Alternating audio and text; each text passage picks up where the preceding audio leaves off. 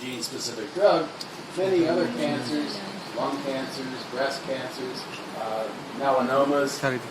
In some cases, when the appropriate mutations were present, those tumors also became vulnerable to drugs that interfered with the function of mutant genes.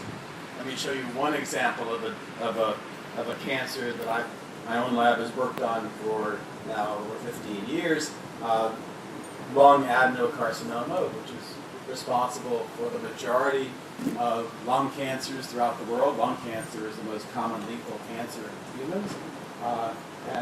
Here's one way we got inspired to work on this cancer. A patient appeared in the clinic at Sloan Kettering in 2002 with extensive cancer throughout her lung.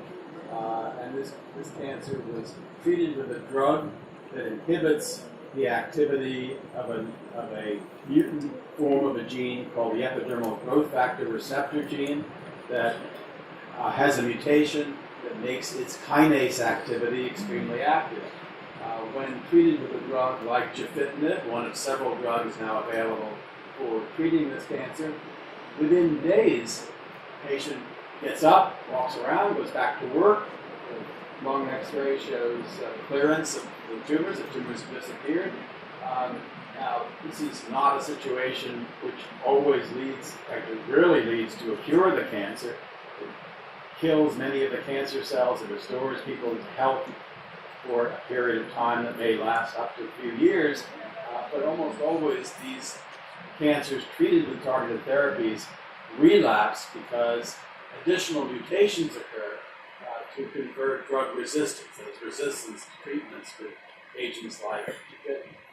Nevertheless, this created a new paradigm for thinking about cancer, and as studies of lung adenocarcinoma proceeded, we learned there were many genes listed on the outside responsible for lung cancers, and that lung adenocarcinomas, in some cases, about a quarter, such a gene could not be found.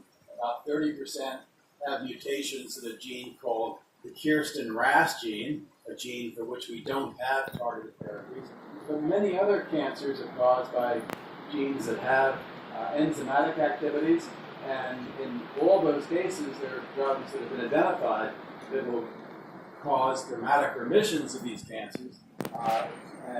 While many of these patients see recurrent disease because their cancers become resistant to the drug, nevertheless, for months or years, these patients enjoy good health despite events in cancer, and they illustrate a general principle that if we understand the root cause of those cancers, and we have chemical tools to act as drugs to inhibit their functions,